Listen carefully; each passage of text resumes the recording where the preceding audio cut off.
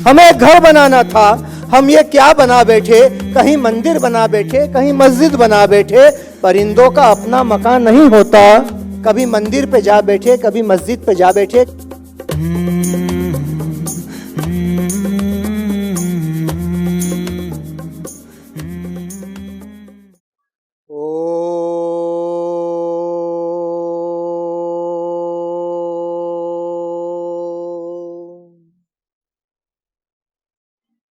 मृत्युंजय महादेवम त्राहि मां शरणागतम। जन्म मृत्यु जरा व्याधि संसारम भयहारणम। मूकं करोति वाचालं पंगुलांघयते गिरिम। यत्कृपा तमह वंदे परमानंद माधवम। अस्सलाम वालेकुम वरहमतुल्लाहि बरकातहू। जय जिनेन्द्र, वणक्कम, जय शु, जय झूलेलाल, जय बुद्ध, सत श्री अकाल। यह मुल्क, ये जहान रहे सदा खुशहाल। इन मंगल कामनाओं के साथ, पुरखुलूस दुआओं के साथ मैं पंडित डॉक्टर भरत कुमार ओझा भानु सारस्वत आप सभी को सलाम करता हूँ, प्रणाम करता हूँ, आदाब करता हूँ। और इस बेहतरीन मंच पर जो एक बेहतर भारत की बात की गई है और लिखा है कि आओ एक ऐसा भारत बनाएं जो धार्मिक नफरत के अपराध से मुक्त हो, तो क्या आप इत्तेफाक रखते हैं? और क्या आप ये जो तहरीर लिखी है, जो उन्वान दिया है, इससे भी इत्तेफाक रखते हैं? तो मैं तो सिर्फ इतना कहना चाहूँगा कि हुजूर आपका भी कुछ एहतराम करता चलूँ, और इधर से गुजरा था सोचा सलाम करता चलूँ। क्योंकि ये जो डाइस है, यह जो आयोजन है, यह जो प्रोग्राम है, ये काबिल एहतराम है और इतना बेहतर एहतमाम है, उसका भी मेरे कल्ब की गहराइयों से एहतराम है। और इसलिए मुझे गज़ल का यह शेर याद हो आया कि हुजूर आपका भी एहतराम करता चलूं, इधर से गुजरा था सोचा सलाम करता चलूं।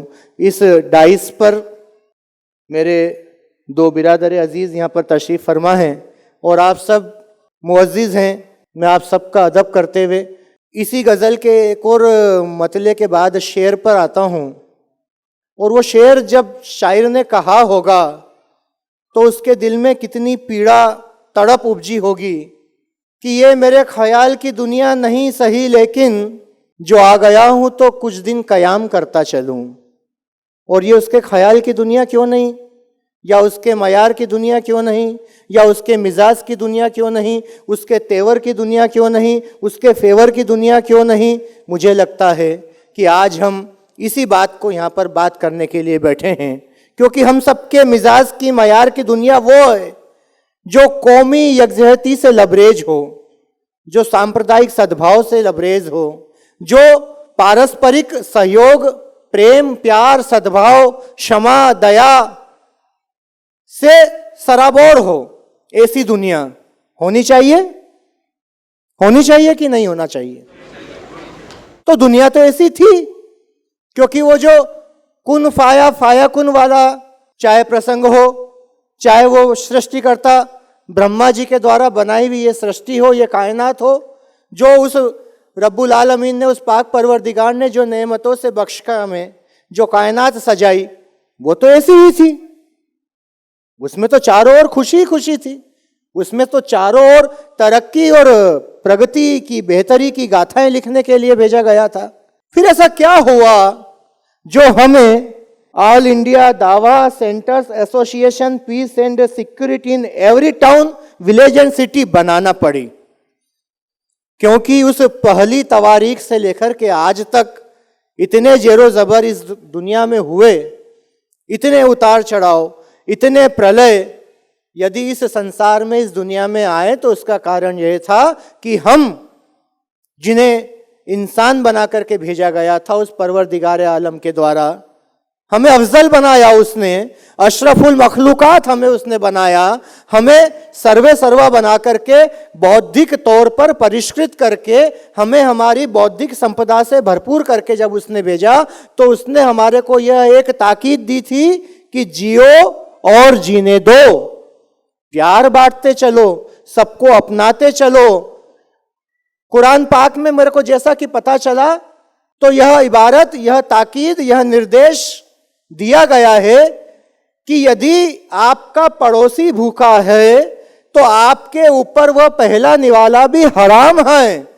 उस कुरान पाक में यह नहीं कहा गया कि आपका मुस्लिम पड़ोसी, आपका हिंदू पड़ोसी, सिख पड़ोसी, ईसाई पड़ोसी, आपका पड़ोसी यदि भूखा है तो आपके ऊपर वो पहला निवाला हराम है बताने वाले उन पाक परवरदिगार ने कभी महदूदी नहीं रखी। और जब उस परवरदिगार ने महदूदी नहीं रखी, संकीर्णता नहीं रखी, सीमितता नहीं रखी, कोई ईर्ष्या, द्वेष, बुग़्ज़, कीना, हसद से हमको तैयार करके नहीं भेजा, तो हम कौन होते हैं? देश को तोड़ने वाले, दुनिया को तोड़ने वाले। और यदि हम नहीं होते हैं, यदि हम नहीं हैं और यदि हम होना नहीं चाहते हैं तो फिर यह मजलिस, यह महफिल हमारे लिए तो है ही नहीं। फिर क्यों रखी गई? इसलिए रखी गई कि हम वो लोग जो एक दूसरे को जोड़ के रखना चाहते हैं वो एक साथ जुड़ सकें।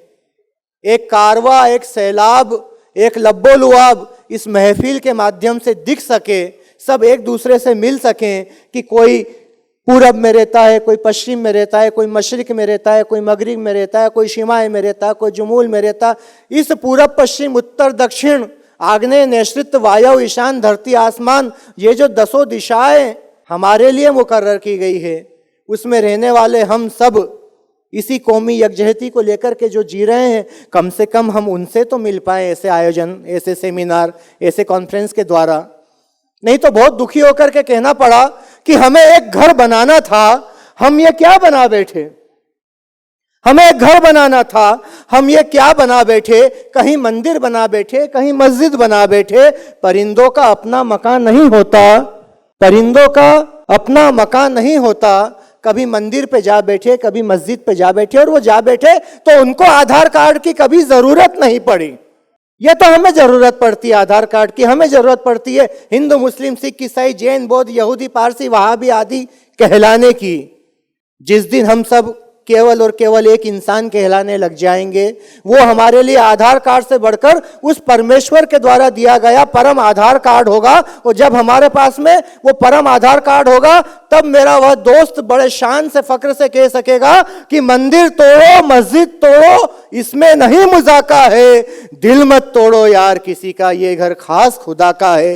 हर दिल में रब बसता है, और जहां रब बसता है वहां सब बसता है, और जहां सब बसता है वहां संस्कार बसते हैं, वहां देवीय गुण बसते हैं, वहां अखलाक बसता है, वहां खुलूस बसता है, वहां अकीदत बसता है। और जब सब बसता है तब मुझे याद आ रहा है कि 11 सितंबर 1893 को भी ऐसा ही इमरान भाई एक सम्मेलन हुआ है इस दुनिया के नक्शे पर, अमेरिका देश के शिकागो शहर के कोलंबस हॉल में, इसी हिंदुस्तान की नुमाइंदगी करते हुए मेरा अपना बड़ा भाई, हम सबका अपना बड़ा भाई बिरादर अजीज, वो नरेंद्र नाथ स्वामी विवेकानंद बन करके ऐसे ही एक लेक्टर्न के सामने आकर के, ऐसे ही एक डाइस पर, पोडियम पर खड़ा होकर के जब उसने बोला my dear sisters and brothers of America, तो वो पूरा का पूरा सदन तालियों से गूंज उठा था। मैं ये नहीं कहता कि हम ताली बजाने के लिए यहां पर एकत्रित हुए हैं, लेकिन ताली बजाने में कौमी यकजहती का संदेश आता है, क्योंकि ताली एक हाथ से नहीं बजती, ताली 2 हाथ से बजती है। और 2 हाथ से बजने का मतलब होता है कि हम एक दूसरे से जुड़े, क्योंकि किसी ने कहा है कि पूरी धरा जो साथ दे तो और बात है, पर तू जरा भी साथ दे तो और बात है। चलने को तो एक पैर से भी चल रहे हैं लोग, पर दूसरा जो साथ दे तो और बात है। बहुत बहुत शुक्रिया, आपने जिस सम्मान से, जिस सद्व्यवहार से मुझे यहाँ आमंत्रित किया और बोलने का मौका दिया। बोलने को बहुत है, लेकिन उन सब बोलने के बहुत के बीच में भी जो सिम है जिससे मोबाइल चलता है, जो सिम है जिससे कनेक्शंस आते हैं, जो सिम है जिससे कि सिग्नल्स मिलते हैं, वो सिम हमारी आत्मा है। और वो नियंता, वो इस सिम को चलाने वाला परमात्मा है। उस परवरदिगार ने हमें अच्छे काम करने के लिए, सच्चे काम करने के लिए भेजा है। इसलिए मैं सिर्फ इतना कह के अपनी वाणी को विराम दूंगा कि नक्शे पाए रफ्तगा से यह सदा है आ रही, 2 कदम में राह तय है, शौक मंजिल चाहिए। जिंदाबाद। बहुत बहुत शुक्रिया।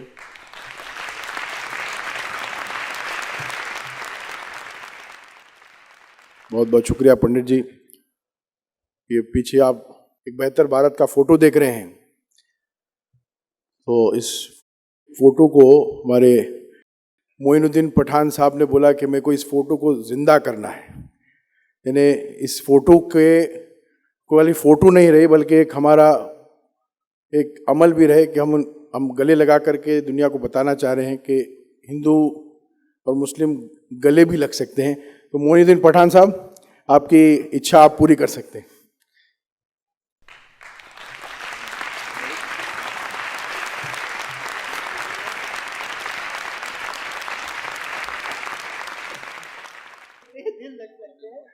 डॉक्टर हफीज से निवेदन है कि पंडित जी को आप तोहफा दे के सम्मानित करें।